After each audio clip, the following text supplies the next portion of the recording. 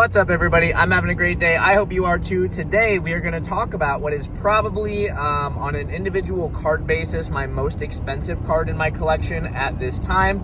And I am rocking the Memory of the Lost King Yu-Gi-Oh! Sweatshirt. And that is because we're talking about a Yu-Gi-Oh! Prize card today. So, today we're talking about this card. It is known as, kind of goes by two different names, and I say like it goes by as if the card is choosing what it's called, but bear with me because it's a heavily Egyptian name, but it is known as Halaktai, the creator god of light, or Harakti, the creator god of light.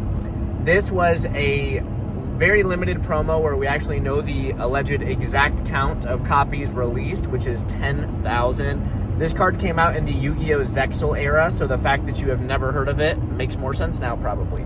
That's because, well, I don't know very many people that were around in the Yu-Gi-Oh! Zexal era, myself included.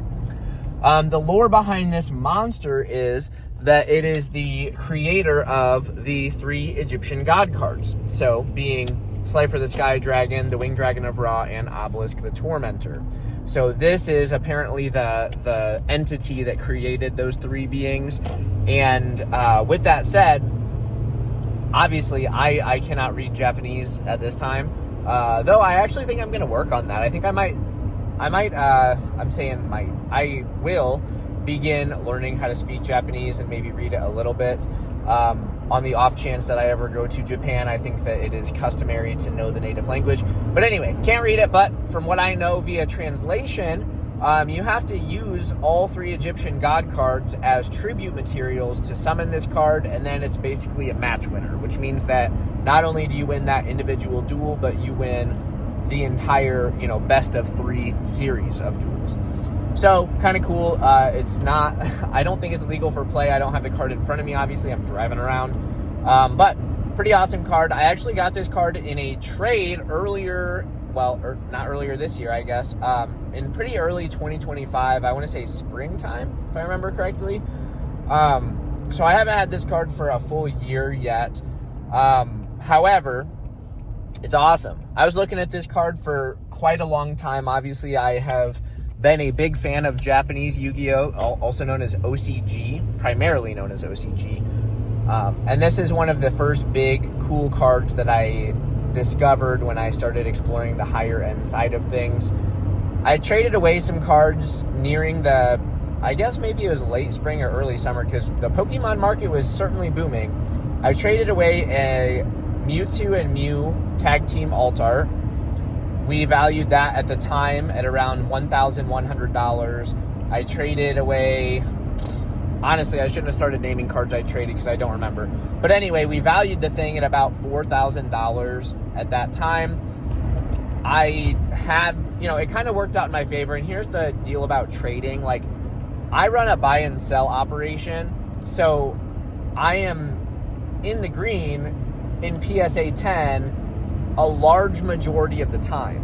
So what that means is if I'm ever trading a PSA 10, I'm kind of getting like some free tendies, right? So the actual, like that Mewtwo and Mew Tag Team, I know for a fact I bought that card at $275 and we used a $1,100 trade valuation on it. So, that gave me a lot of buying power, or more appropriately known as, gave me a lot of leverage in that transaction, because there's so much value baked into just the grade of that card in general. Anyways, so I was able to work out a deal with this individual who actually purchased the card in PSA 10 from Japan many years ago. I guess not that many, because I believe this card's a 7 cert, but a few years ago. And he traded away to me. Now it's in my possession. I kind of go back and forth with this card. I think it's really awesome, and it's a card that I have wanted for a while. I have gotten some pretty cool photos of this card with, like, what was it, the Starlight rarity. It's not actually the Starlight rarity because they were just promos, but it's basically the same, like, parallel holo. However, with, like, my Egyptian god cards of that rarity, this looks pretty cool with, I think, some stuff like that. But I don't know that this is a card that I'm necessarily going to keep forever. The valuation, I believe there's a copy that sold on eBay for $5,000 or $5,500. looking at PSA's price estimate, it ranges anywhere from 5 to 11 grand. And I'll say that I felt that for the trade value that I put towards this card, based on like the amount of money I had vested in the cards that I traded away, I can totally wrap my head around owning this card at that valuation. However, if we start getting into like the $7,000 to $10,000 range, we're seeing sold prices go for there, well, then this card might be departing from my collection. But this is known as, I don't know. I'm so conflicted. I feel like if I ever say something is like a trophy tier card, there's always going to be that one guy on the internet that says, actually, well, this wasn't officially given out in like a tournament per se. It was a lottery promo largely. So I don't know. I hesitate to say trophy card tier. Also, a trophy, in my opinion, kind of implies a little bit more exclusive or limited quantity of release.